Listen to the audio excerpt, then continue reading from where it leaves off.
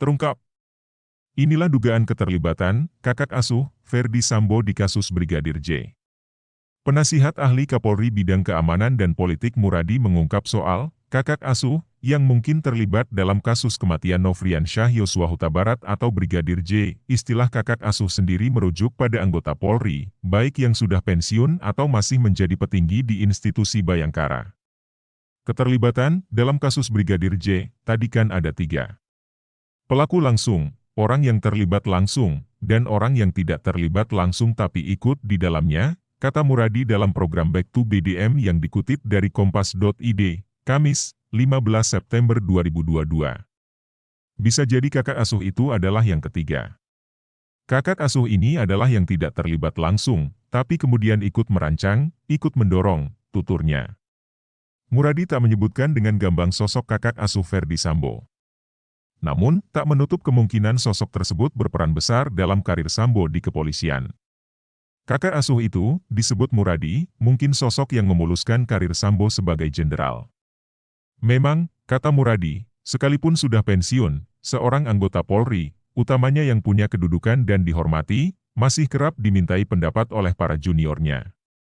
Oleh karenanya, peluang keterlibatan kakak asuh dalam kasus yang menjerat Ferdy Sambo tetap ada.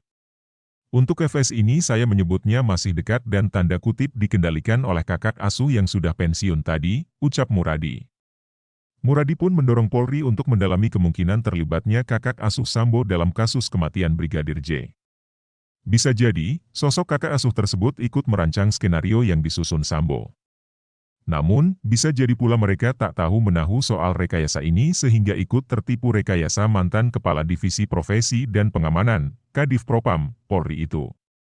Misalnya mereka nggak tahu bahwa FS berbohong sama mereka, maka kemudian saya kira ada tindakan yang bersifat organisasi. Salah satunya adalah menggeser mereka dari posisi strategis tadi, kata Guru Besar Ilmu Politik dan Keamanan Universitas Padjadjaran tersebut. Sebagaimana diketahui, polisi telah menetapkan 5 tersangka kasus pembunuhan berencana terhadap Brigadir J, kelimanya yakni Irjen Ferdy Sambo, Putri Chandrawati, Richard Eliezer atau Baradae, Ricky Rizal atau Bribka RR, dan Kuat Maruf.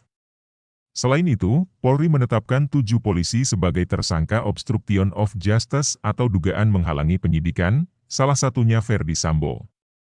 Lalu, 6 tersangka perkara obstruction of justice lainnya yakni Brigjen Hendra Kurniawan, Kombes Agus Nurpatria, AKBP Arif Rahman Arifin, Kompol Baikuni Wibowo, Kompol Cak Putranto, dan AKP Irfan Widianto. Selain itu, ada 34 polisi yang dicopot dari jabatannya dan dimutasi ke pelayanan markas Polri. Mereka diduga melanggar kode etik karena tidak profesional menangani kasus kematian Brigadir J.